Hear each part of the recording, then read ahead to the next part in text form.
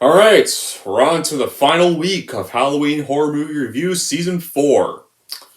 And so, how are we going to begin this very last big week of this season? Well, it seems like with this episode, we're going to be going all the way into back to the world of Clive Barker. And it seems like he's going to be taking us back into the descent of Hellraiser. Drop on by the Clown Cafe. Drop on by the Clown Cafe.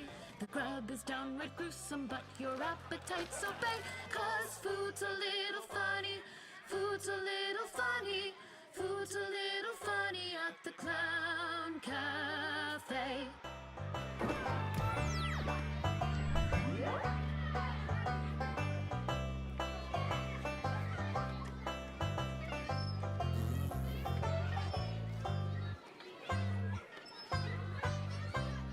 Drop on by the Clown Cafe, your favorite meals on wheels. The menu is disgusting and it's full of special deals.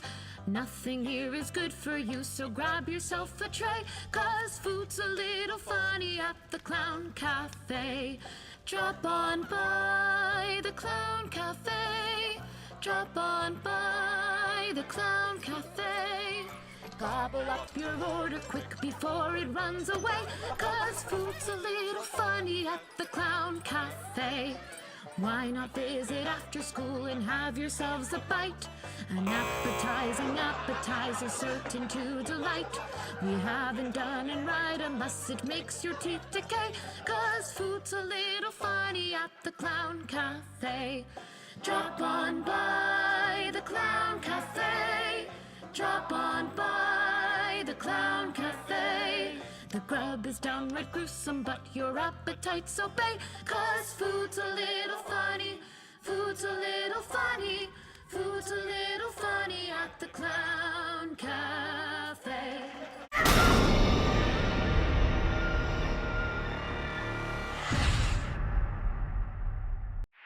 Hey everyone, it's Don J. Corleone here, and I'm here with episode 20 of Halloween Horror Review Season 4. And this episode is of the 5 final reviews for this season. On to the very last week now. It's crazy, this went by fast, but this episode is going to be for a sequel to a film I reviewed to begin Season 2. It's for one of the iconic 80s horror franchises. And that episode is going to be for none other than 1988's HELLBOUND-HELLRAISER 2. Directed by Tony Randall this time, instead of Clive Barker. So what's the plot of this movie? Well, this movie takes place literally after the first movie's events. And it focuses on Dr. Channard, who has sent a patient named Kristen from the first film, and she warns him about the terrible creatures that destroyed her family, known as the cenobites, and they're offering this time the most intense sensations of pleasure and pain. But Channard has been searching for the doorway to hell for years, and Kirsty now has to follow him to save her father and witness the power struggles among the newly damned. So, how is this movie made? Well, this one Clive Barker did not return as director, but instead he returned as executive producer for the sequel.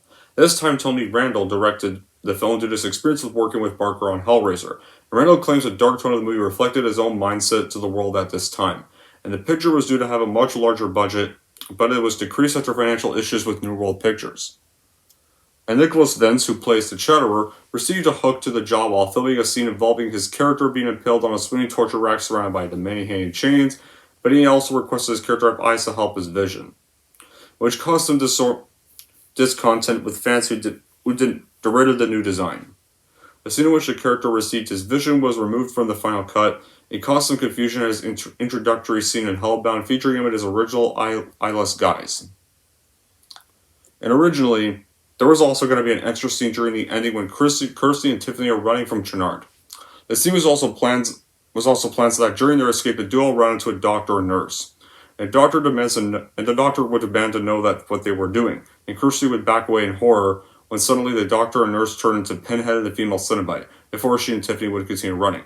The scene was filmed though, but ultimately it got dropped from the final cut for two reasons. One reason, the filmmakers thought that having actor Doug Bradley as a normal doctor would confuse the viewers, and the other reason was because the special effects for the scene turned out poorly, so they decided to discard it altogether. But a photographer who was on set took some photos of pinheaded female cenobite dressed as surgeons, which were used for promotion of the film. Were also used on some VHS and DVD covers of the movie. It confused fans and stirred rumors about an infamously deleted surgery scene. And some trailers do also show a few shots in the unfinished scene, as well as parts of another deleted scene which Chatterer stopping the elevator with his hand and jumping at Kirsty and Tiffany. And the lost scene was eventually rediscovered on a VHS work print and announced as an extra for an Arrow Video's Blu-ray reissue of the first three films in the series. So, after the film was shot and marketed, and also was an international co-production in the United Kingdom and the United States, Hellraiser 2 would go on to be screened at the Toronto Festival of Festivals on September 9th, 1988. And when it came to the reactions from critics, it got mixed reviews from critics upon release. And it grossed a minorly decent $12.1 million at the box office, and would go on to be followed eventually by a third film called Hell on Earth in 1992.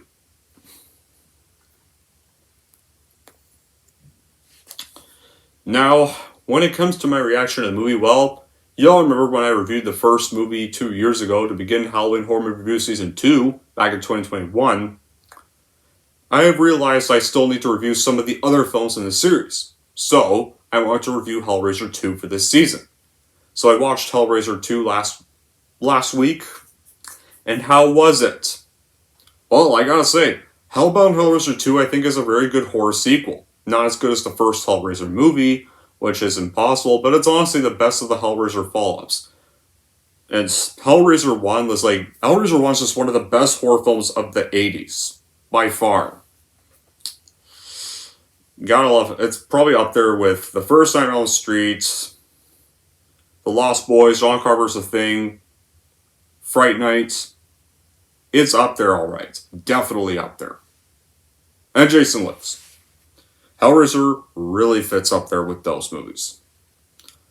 This one also is pretty good. I mean, it's still not as good as the first movie, but I know people call this a sequel, but I try not to call this a sequel per se, because this one I like to call as just more of the other half of the first film, because this one takes place right after the first movie's events.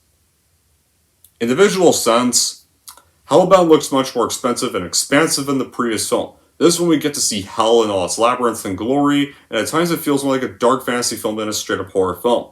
And that is until we get a close-up of hooks or razor blades slicing into flesh to remind us that is in fact a horror film. Like in this one, which is set not too long after the first movie, Kirsty Cotton gets admitted to a psychiatric hospital where Dr. Channard and his assistant Colin McBride listen to her story. She begs him to destroy the bloody mattress her stepmother Julia Cotton died on, but Channard ends up being a man who has been obsessed with the landing configuration.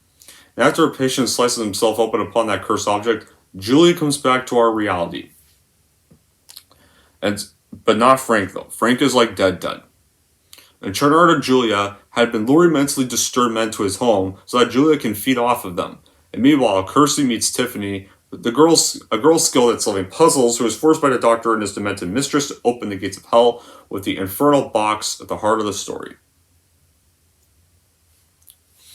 Hellraiser 2 is definitely a model example of how to do a horror sequel that feels fresh, while at the same also giving the fans what they want.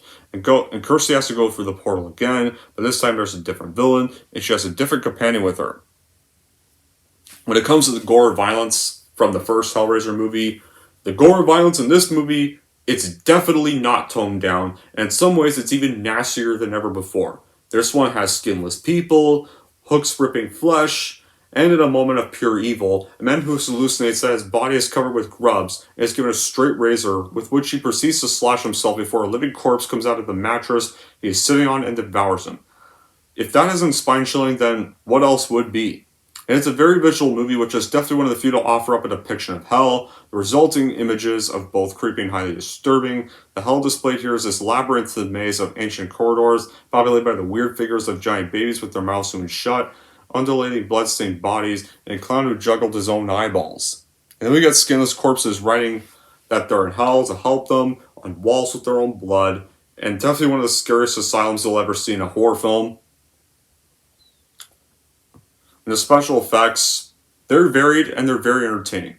Aside from the huge spinning demonic shape in the sky at the end, which is a little bit rough around the edges, the makeup is really gruesome and the cenobites are as disgustingly awful as ever. Even some cool stop motion animation pop-ups at the end of the movie to menace our heroes. The music is evocative, the pacing is excellent, and Tony Randall's direction is top-notch. Compare this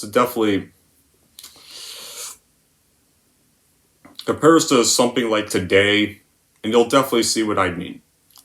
The film even benefits from this high caliber of acting from most of the cast, some of whom you see return from the first film. We're going to get to that in a little bit, but the film is a bold exercise in atmosphere of pure dread. It's got wonderfully disturbing visual direction and some strong and well-established characters. Randall's direction is remarkable, and his keen eye for composition and flow helps create an ever-rising sense of tension and fear, which perfectly complements the tight yet large-scoped script by Atkins.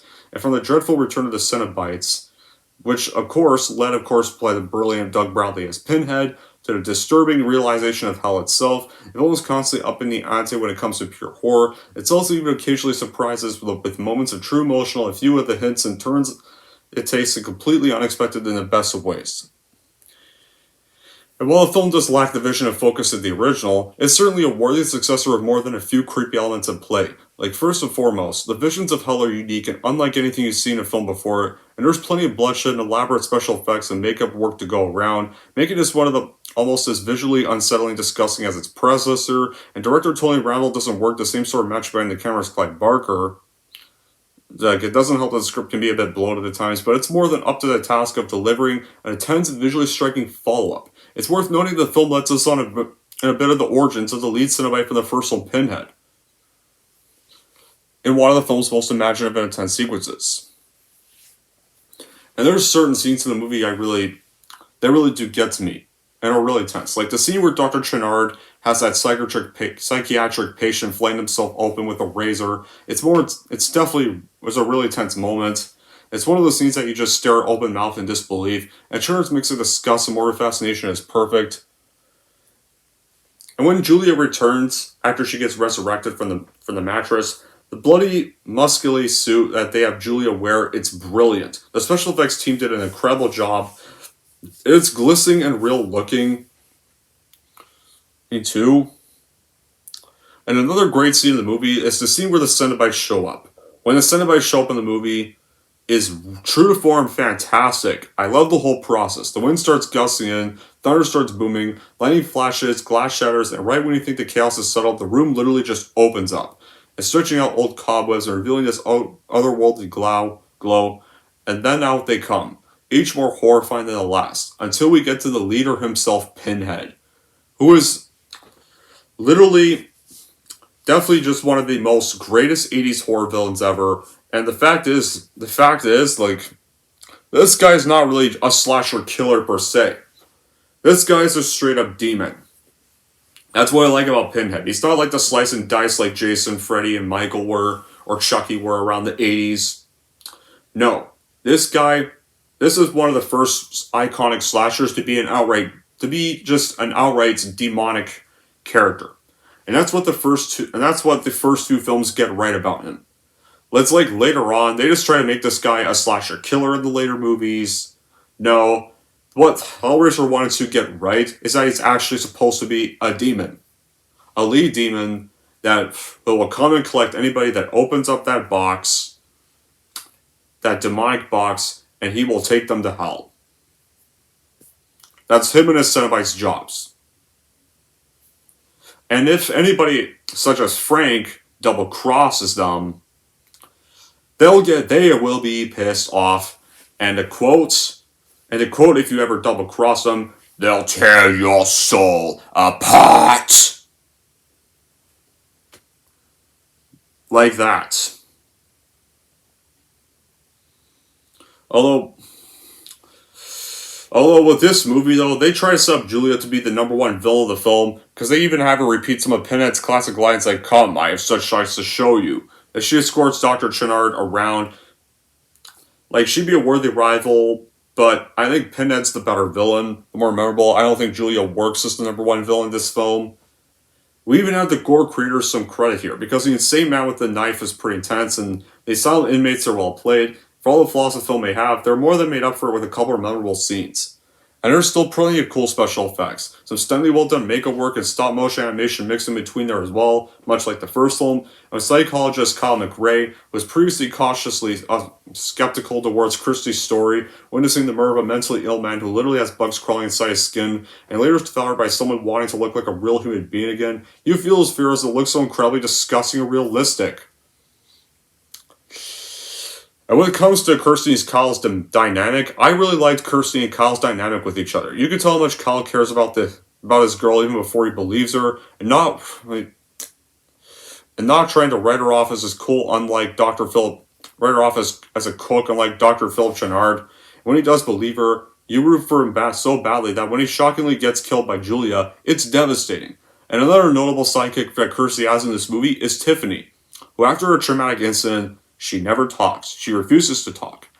But the way she and Kirsty slowly build their trust towards each other is very well done. And Imogen Borman does a fantastic job. Her facial expressions and body language communicate what she's thinking so effectively, and you don't need her speaking many lines. And when she's far into the movie, her first line of dialogue. It's pretty funny. And while Pinhead's definitely the villain, the main villain in this movie is Julia. She comes off as, in this one, in the first one, she was more of an accomplice to Frank, who was the big bad of the first film.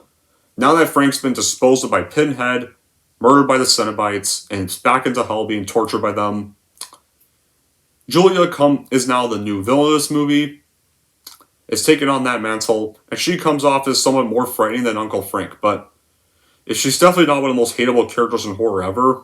Definitely. And Philip Chenard is also a great villain as well. Once he transforms, he becomes this truly sick force of nature, and Frank, for the little screen time he had, is somewhat still as creepy as he was in the original. And as for Kirsty, this one, I think she's better written. She's fearless and fearful at the same time, is pushed around a ton but never gives up, and how she remains sharp and never lets anyone overpower makes her both likable and cool.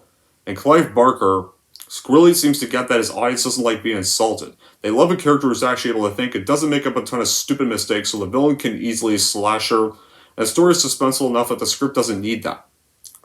And then when it comes to Pinhead himself, the real big bad of these movies, his role in this one is more prominent. But he still only shows up when it's necessary. Like him and the other Cenobites still look amazing with the tremendous makeup, and Doug Bradley still brings an imposing presence as Pinhead, and was not merely out to be cruel, but rather wants to show people they don't want to know what he's capable of.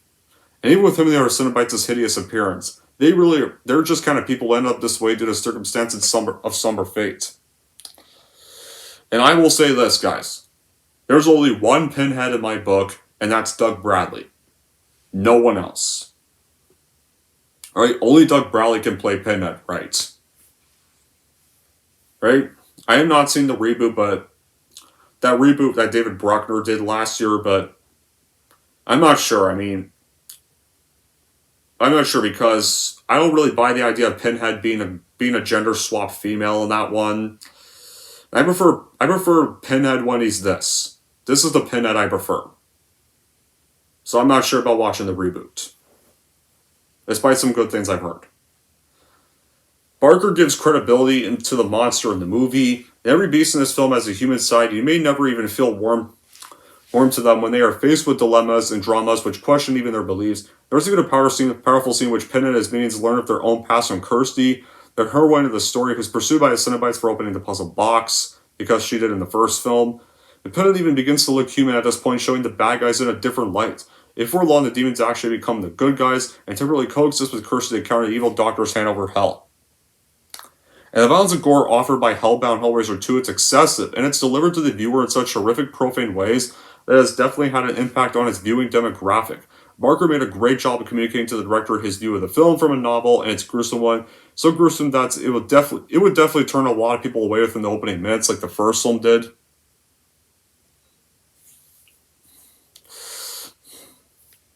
Like, not even 5 minutes go by, and we already get treated to flesh being ripped apart by chainhooks and spikes.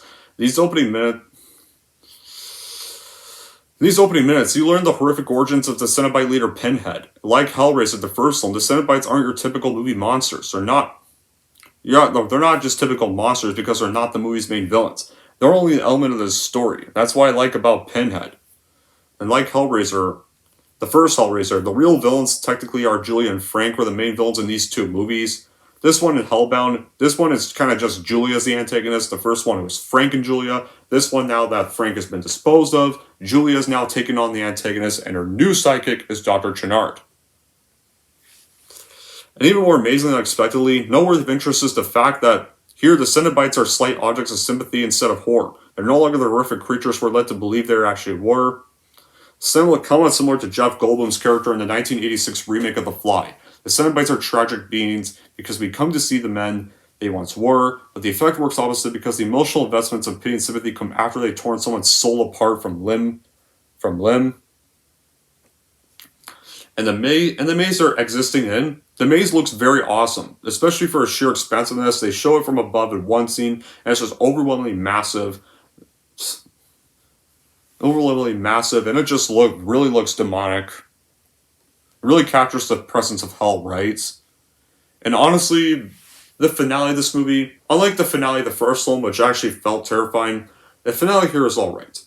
In this one, Kirsty and Tiffany reconnect, they attempt to escape the underworld, but they get ambushed by Chenard, who has now become a Cenobite, and the girls fleeing to cover Pinhead and his Cenobites. Kirsty then shows Pinhead a photograph of Spencer that she took from Chenard's study, and then Pinhead gradually remembers that he was human, and the other Cenobites remember that they were human also, and suddenly, Chenard, though, sadly appears and beckons Tiffany, who regains her ability to talk, and Pinhead and the other Cenobites attempt to fight him, but Chenard easily overpowers and kills them all. Before being killed, Spencer exchanges a poignant glance with Kirsty, and Chenard then traps Kirsty and Tiffany. Kirsty finds Julia's skin and wears it to distract Chenard, giving Tiffany enough time to once again solve the laminate configuration. Then Chenard gets killed and the door to hell is finally closed, and the girls leave the hospital.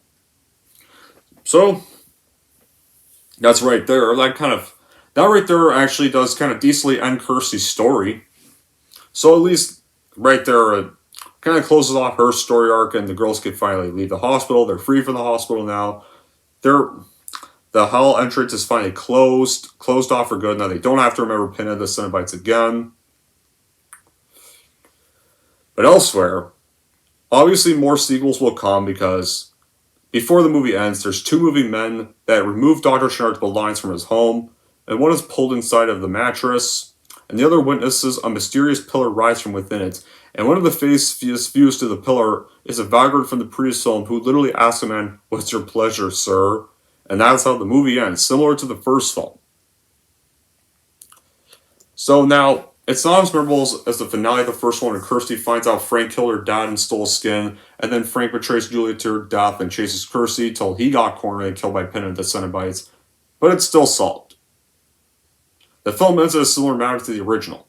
The danger is over, for now, but Pinhead and the Cenobites are going to be back. Regardless. But I think we can agree that Kirsty's story in this one is over. Because she never came back for the other movies, her story, I think, is perfectly fine wrapping up here. She's finally free from Pinhead and the Cenobites, so I don't really think there was a reason for them to keep pursuing her.